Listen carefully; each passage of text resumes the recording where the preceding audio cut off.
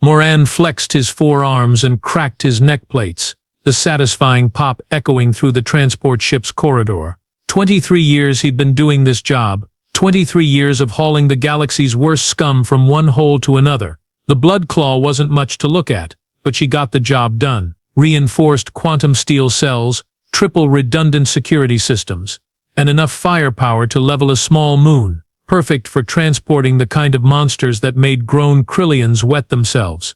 Today's cargo? Oh, this was the good stuff. The kind of passenger manifest that made rookie guards quit on the spot. Cell Block A housed General Krafnog, the butcher of 7 systems, 8 feet of pure muscle and rage, with claws that could shred through battle armor like tissue paper. The War Crimes Tribunal had taken 3 standard months just to read his charges: mass genocide, planetary bombardment, eating prisoners of war. You know, Tuesday activities for your average psychopath. Cell Block B contained Judge Quintara, former head of the Centauri Appeals Court. Didn't look like much, just a spindly Vorthan with too many eyes, but she'd sold death sentences like they were going out of style. Her corruption network had stretched across 40 systems. The bribes alone could have funded a small fleet. Then there was Admiral Vashi in Block C, who'd turned an entire stellar navy into his personal pirate armada. Commander Tom Malley sat in Block D, the architect of the Proxima massacre.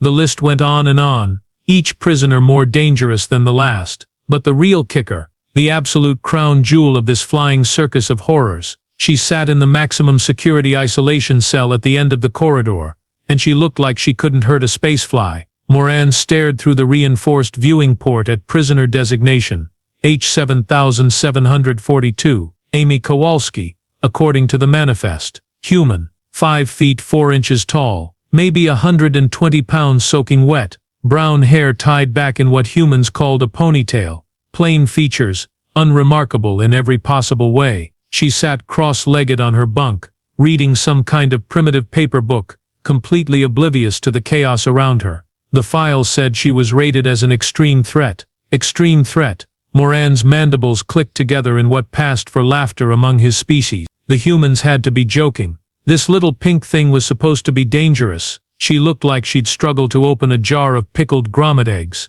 "Hey, Morden," Moran called to his partner, a scarred Takarian, whose left antenna had been bitten off in a prison riot 5 years back. "Take a look at Cell 7. Tell me what you see." Morden shuffled over, his massive frame casting shadows across the corridor. The Thakarian peered through the viewing port and grunted. "Looks like someone's pet. What's she in for? Tax evasion." "That's what I thought." Moran slapped his knee with one of his lower arms. "But check this out." He pulled up the prisoner file on his datapad. Classified military background. Captured during what the humans call a police action. Whatever that means. And get this. She's got a danger rating of 9.7 out of 10. 9.7? Morden's good antenna twitched. That's higher than the general's rating. Exactly. Moran zoomed in on the human's photo. Look at her. She probably cries when she steps on insects. I've seen more threatening creatures in my daughter's pet collection. As if sensing their conversation, Amy looked up from her book and made direct eye contact through the viewing port. For just a moment, something flickered behind those plain brown eyes, something that made Moran's spine tingling with an instinct older than civilization itself. Then she smiled, a perfectly pleasant human expression, and returned to her reading. "Creepy little thing," Morden muttered. Down the corridor, General Krafnog was doing what General Krafnog did best, threatening everyone within hearing range. His voice boomed through the ship's hull, promising creative and anatomically impossible deaths to anyone who crossed him. Other prisoners joined in, creating a symphony of rage that would have impressed even the most hardcore death metal bands. Amy Kowalski kept reading her book. Humans. Moran shook his head. Weird species. Probably doesn't even understand what's happening. Poor thing's probably terrified and too stupid to show it. He had no idea how wrong he was. The first sign of trouble came during routine maintenance cycle 7. Moran was checking the atmospheric processors when the alarm started screaming. Not the gentle chime that meant someone had clogged the waste disposal again. This was the full-throated shriek that meant someone was about to die horribly. What the blazes? Moran's datapad lit up like a festival display. Cell Block A showed a massive breach. The reinforced quantum steel door that had held General Krafnog for 6 months was now decorating the corridor in twisted chunks. Through the security feed, Moran watched the general stretch his 8-foot frame and flex claws the size of combat knives. 2 maintenance workers, Bixby and Corin, stood frozen in the corridor like prey animals caught in headlights. Poor bastards had been in the wrong place at precisely the worst possible time. "Run, you idiots!" Moran shouted at the screen, but it was far too late. Krafnog moved with the fluid grace of a born predator. One swipe of those massive claws opened Bixby from sternum to spine. The Krillian's green blood painted the walls in abstract patterns that would have impressed avant-garde artists. Corin managed exactly 3 steps before the general's other hand closed around his skull and squeezed. The wet pop echoed through the corridor speakers. "Security breach. Security breach." Morden's voice crackled over the comm system. "All units to emergency stations. This is not a drill. Repeat, this is not a drill." But Krafnog wasn't finished with his renovation project. The general grabbed the twisted remains of his cell door and hurled the quantum steel chunk at cell block B. Judge Quintara's prison cracked like an egg, and the corrupt Vorden scuttled out on her 6 legs, chittering with excitement. "Oh, this is just fantastic," Moran muttered, watching his nice quiet transport job turn into a bloodbath. 23 years without a major incident, and now this. The cascade failure was spreading faster than a plague. Quintara's escape triggered some kind of domino effect in the ship's security grid. Cell block C groaned and sparked, then split open to release Admiral Vashi. The Zephyrian pirate lord stretched his tentacles and tested his poison spikes, clearly pleased to be mobile again. Commander Tom Molly's cell was next, the door sliding open with a cheerful ding that sounded obscenely cheerful given the circumstances. The architect of the Proxima massacre stepped into the corridor, cracked his knuckles, and surveyed the growing chaos with professional appreciation. "Control room now." Moran grabbed his pulse rifle and sprinted down the corridor, dodging falling debris and the occasional body part. Behind him, he could hear the distinctive sound of quantum steel being torn apart like cardboard. The control room was a fortress within a fortress, designed to withstand everything short of a direct hit from a planetary defense cannon. Moran, Morton, and 3 other surviving crew members barricaded themselves inside while the ship's automated defenses tried desperately to contain the breakout. "Status report." Captain Drawhorn's voice came through the comm tight with barely controlled panic. "We've got a full-scale prison riot, sir," Moran reported, watching the security feeds with growing horror. Krafnog started it, but now half the cell blocks are compromised. The automated systems are failing faster than we can repair them. On screen after screen, Moran watched the galaxy's most dangerous criminals turn his ship into their personal playground. They weren't just escaping, they were having fun. Krafnog had fashioned himself a club from a support beam and was using it to play a game that looked suspiciously like prison guard bowling. "What about maximum security?" Drawhorn asked. "Is the isolation block still intact?" Moran switched feeds to check on their most valuable prisoner. Amy Kowalski sat in exactly the same position as before, still reading her book. Her cell door remained firmly locked, the quantum steel barriers humming with power. But here was the thing that made Moran's blood run cold. She wasn't even glancing at the chaos outside. Every other prisoner in the galaxy would have been throwing themselves against their cell doors, screaming for release, or at least showing some sign of concern about the violent revolution happening 20 feet away. Amy just turned a page in her book. "The human's secure," Moran reported. "But sir, I'm seeing something strange here. She's not trying to escape at all. Maybe she's catatonic with fear," suggested Corin's replacement, a nervous Thacarian named Quinn. "Or maybe," Morden said slowly, "she knows something we don't." Through the speakers, they could hear Krafnog roaring orders to his fellow escapees. The general had apparently decided to turn this into a proper military operation, complete with tactical formations and coordinated attacks on the remaining security checkpoints. "Should we release the human?" Quinn asked, his voice cracking with stress. "I mean, if she's really as dangerous as her file says, maybe she could help us contain this mess." "Release her?" Moran stared at the young guard like he'd suggested juggling live grenades. "Are you completely insane?" Her danger rating is higher than Krafnog's, but she looks so harmless." Quinn protested. "So does a neutron star until you get too close." Morden growled. Morin kept watching the feeds, his unease growing with each passing second. Amy had now turned 3 pages in her book, completely ignoring the sounds of combat, screaming, and structural collapse echoing through the ship. Most prisoners would be begging for release by now, or at least showing some basic survival instinct. Amy Kowalski looked bored, not scared, not desperate, not even particularly interested. Just bored. "There's something very wrong with this picture," Morin muttered, watching as she reached up to tuck a strand of hair behind her ear. The motion was casual, relaxed, like she was sitting in a library, instead of a maximum security cell surrounded by the galaxy's most violent criminals, and that's when it hit him. Amy wasn't trying to escape because she didn't need to escape. She was exactly where she wanted to be. What followed was less of a prison break, and more of a systematic hunting expedition. Krafnog had organized his fellow escapees into efficient kill squads, and they were working their way through the ship deck by deck, compartment by compartment. The general wasn't just interested in freedom. He wanted revenge, preferably served with a side of screaming. Morin watched the security feeds with growing horror as his colleagues were picked off one by one. Jenkins from engineering tried to hide in a ventilation shaft. Judge Quintara found him in under 2 minutes, her 6 legs allowing her to scuttle through spaces that would challenge a maintenance drone. The Vorthan's chittering laughter echoed through the comm system as she dragged the poor Krillian out by his ankles. "Please, please, I have a family," Jenkins begged, his voice cracking with terror. "Had a family," Quintara corrected him, then demonstrated why her species had evolved those lovely paralytic venom glands. Admiral Vashi was having even more fun in the port cargo bay.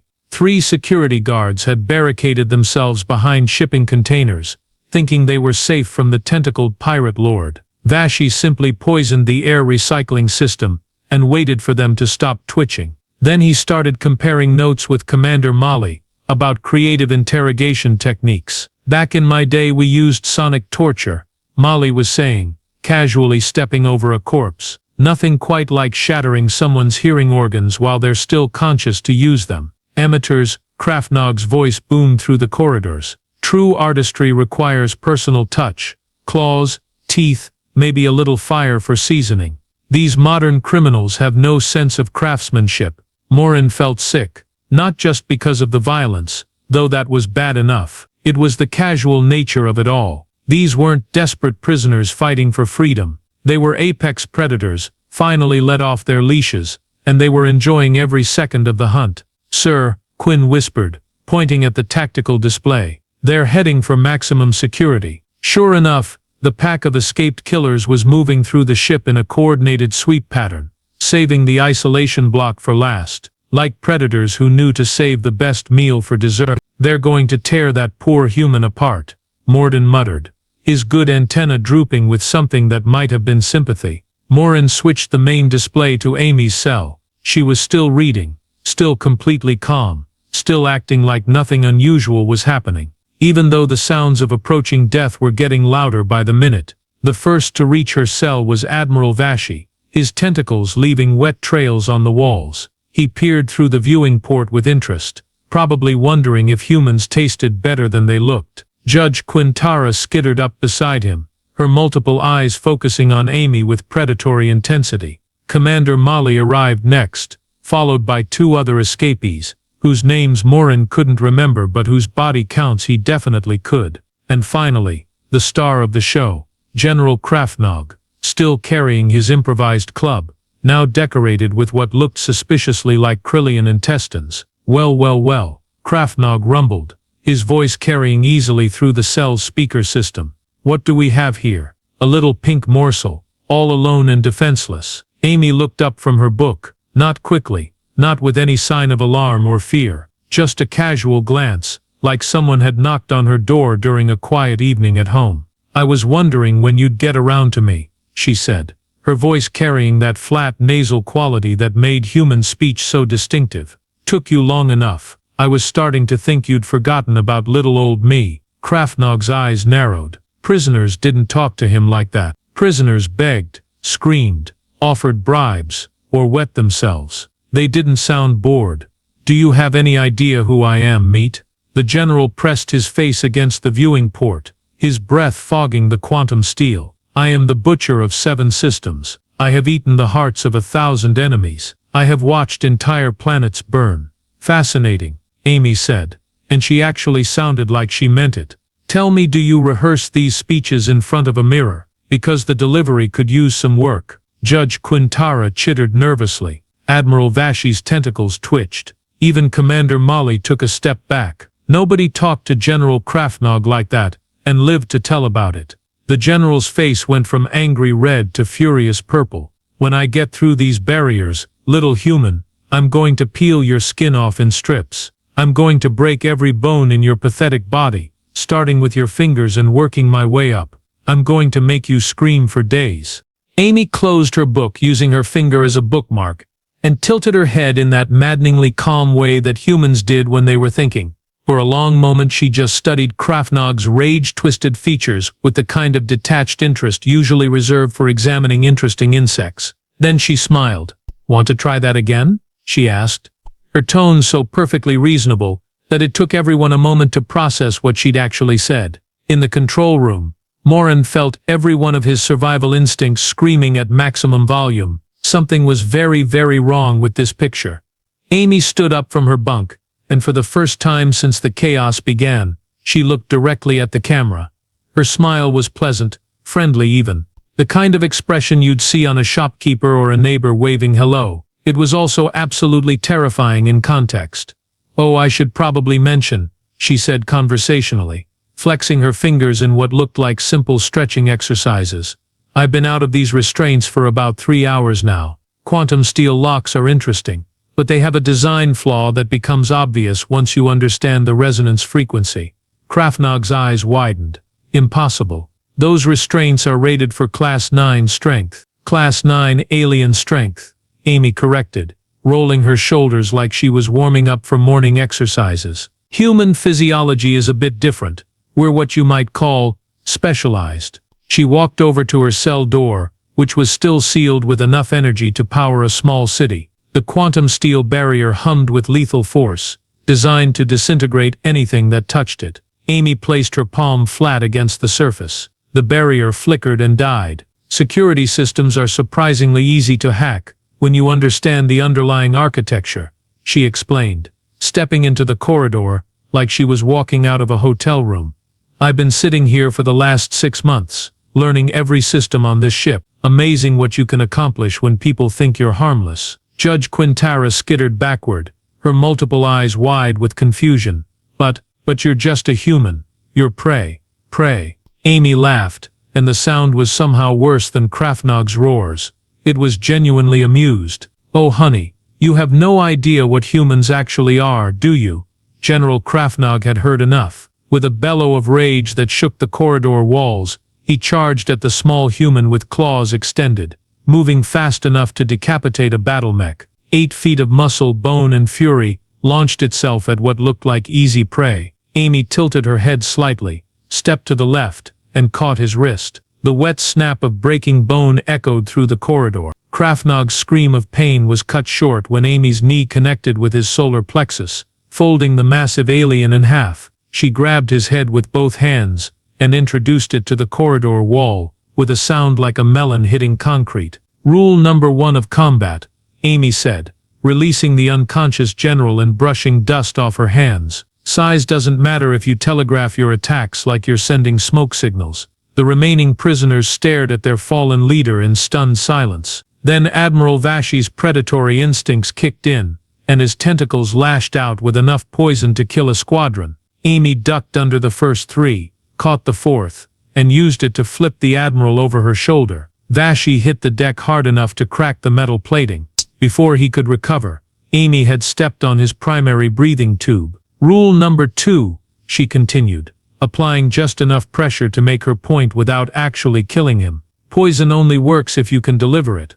And tentacles are basically just arms with commitment issues." Judge Quintara tried to scuttle away, but Amy was already moving. The Vorthin's 6 legs gave her excellent mobility, but they also gave her 6 different ways to lose her balance. Amy swept 4 of them, and Quintara went down like a house of cards. Rule number 3. More legs doesn't mean better balance, it just means more things to trip over. Commander Molly, to his credit, tried actual tactics. He feinted left, then struck right with a combat knife that could cut through powered armor. Amy caught his wrist, twisted, and the knife clattered to the floor. A quick nerve strike to his neck, and the architect of the Proxima massacre was taking an involuntary nap. Rule number 4. If you're going to use a knife, commit to using a knife. Don't wave it around like you're conducting an orchestra. The whole fight had taken maybe 30 seconds. 4 of the galaxy's most dangerous criminals, beings who had terrorized entire star systems, now decorated the corridor in various states of unconsciousness and pain. Amy stood in the middle of the carnage, not even breathing hard. "Anyone else want to play?" she asked, looking at the remaining prisoners with what could only be described as hope. "Come on, I was just getting warmed up." In the control room, Morin's jaw was hanging open so far it was in danger of unhinging completely. Through the security feeds, he watched this tiny human treat apex predators like unruly children. She wasn't angry, wasn't even particularly excited. If anything, she looked mildly disappointed that the fight was over so quickly. What is she?" Quinn whispered, his voice barely audible. "I don't know," Morin replied, unable to look away from the screens. "But I'm starting to think that extreme threat rating might have been too low." Amy was now checking on her unconscious opponents with the detached professionalism of a medical examiner. She nudged Krafnog with her foot, checked Vashi's pulse, and made sure Quintara was still breathing. "Don't worry," she called out, apparently addressing the security cameras directly. "They'll live, probably. I mean, I tried to be gentle, but alien anatomy is tricky. Who knows which organs are actually vital?" She walked back toward her cell, then paused and looked up at the nearest camera. "Oh, and just so we're clear, I could have done this any time in the last 6 months. I was just waiting for something interesting to happen. Prison transport duty gets boring when everyone behaves themselves." Amy disappeared back into her cell, picked up her book, and resumed reading. The corridor was littered with unconscious predators, but she looked exactly the same as she had hours ago. Calm, bored, completely in control. Morin said slowly, never taking his eyes off the screens. "Yeah? Remind me to update my resume. I think it's time for a career change." 20 minutes later, Amy was sitting in the control room, sipping what passed for coffee on a Krillian transport ship, and looking remarkably cheerful for someone who had just single-handedly ended a prison riot. The surviving crew members were doing their best impression of furniture, trying not to make eye contact with the small human who had redefined their understanding of the food chain. "So," Captain Drahorn said carefully, his voice tight with barely controlled confusion, "would you mind explaining exactly what just happened out there?" Amy took another sip of coffee and made a face. "First of all, this coffee is terrible. What do you make it with?" "Industrial solvent." "Second, I suppose I owe you an explanation. The whole dangerous prisoners thing was apparently causing some confusion." She leaned back in her chair, with the casual confidence of someone who owned the room, which Morin reflected. She basically did at this point.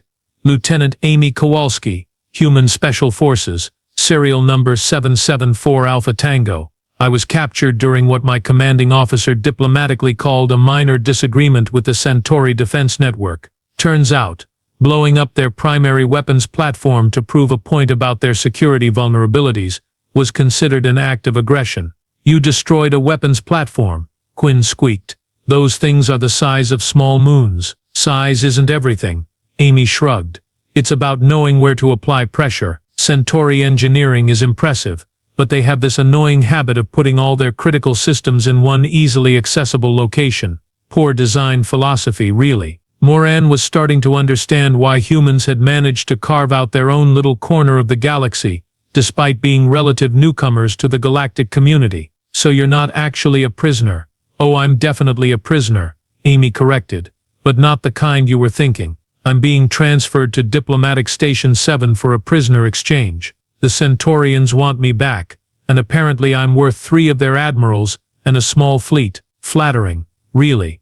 Then why, Morden asked slowly, does your file list you as an extreme threat? Amy's grin was positively predatory. Because the last time they tried to transport me I escaped, twice, from maximum security facilities. The extreme threat rating isn't about violence, it's about the probability that I'll disappear before reaching my destination, hence the fancy quantum steel restraints and the isolation cell. She gestured toward the corridor, where General Krafnog and his friends were slowly regaining consciousness under the watchful eyes of automated medical drones. I have to admit though, today was more entertaining than my usual transport experience. Usually I just pick the locks and leave. This time I got to stretch my legs a bit. Captain Drawhorn was studying his datapad with the expression of someone whose entire worldview was crumbling. Your species profile lists humans as Class 3 physical capability, minimal threat assessment, recommended for agricultural and service positions. Yeah, about that, Amy said, finishing her terrible coffee. Your species profiling system has a few gaps in it. See, humans are what we call pursuit predators. We don't look dangerous because we evolved to be persistence hunters. We're not built for intimidation, we're built to chase things until they die of exhaustion. She stood up and walked over to the damage control panel, where sparks were still flying from overloaded circuits. Mind if I take a look? Your main power coupling is about to fail, and I'd rather not drift through space for the next 3 weeks. Without waiting for permission, Amy pulled off the access panel and started rerouting connections with the casual expertise of someone who had clearly done this before. The thing about humans is, we're generalists. We're not the strongest or the fastest or the most venomous, but we're very good at learning how things work, and then breaking them efficiently. How do you know our ship systems? Captain Drawhorn asked. 6 months in that cell gave me plenty of time to study your technical manuals. Amazing what people leave lying around in computer databases. Did you know your waste recycling system has a back door that connects to the navigation computer? Terrible security architecture. Within minutes, Amy had not only fixed the power coupling, but had apparently improved it. The lights stopped flickering, and the ship's systems hummed with renewed efficiency. There we go, she said, wiping her hands on her prison jumpsuit. Should run about 15% more efficiently now. You really should talk to your engineers about proper system integration. Moran watched this display with growing unease. So when you said this was just a light workout? Oh, absolutely. Amy nodded enthusiastically. Back home this would barely qualify as Tuesday morning exercises. We train against opponents who actually know what they're doing. No offense to your friends out there, but they fight like they learned combat from action movies. She looked around the control room with genuine hope. Speaking of which, anyone want to try round 2? I'm feeling pretty good, and I'd hate to waste the endorphin rush. Every alien in the room suddenly found something very interesting to look at on their control panels. The silence was so complete that Moran could hear his own heartbeat. No takers. Amy sighed. Shame. Well, if you need me, I'll be in my cell finishing my book. Try not to have any more riots without inviting me, okay? This was the most fun I've had in months. She walked back toward the corridor, pausing only to check on her former opponents. Krafnog was conscious now, but the 8-foot killing machine pressed himself against the wall when Amy approached, like a mouse trying to hide from a cat. Feeling better, big guy? She asked cheerfully. Good. Try to behave yourself from now on. Prison food is bad enough without having to eat it through a straw. An hour later, the ship was back to normal operations. The escaped prisoners were secured in reinforced holding cells, the damage was repaired, and the crew was trying very hard to pretend that their understanding of the universe hadn't just been turned upside down. Moran stood at his security station, watching Amy through the viewing port. She was back to reading her book, looking exactly the same as she had when this whole nightmare started. Calm, harmless, completely ordinary, except now he knew better. Morden, he said quietly. Yeah. What do you think humans are really like? I mean, if she's just standard special forces. Morden considered this for a long moment. I think, he said finally, that we're very lucky they seem to like us. In her cell, Amy turned a page and smiled to herself. It really had been a good day.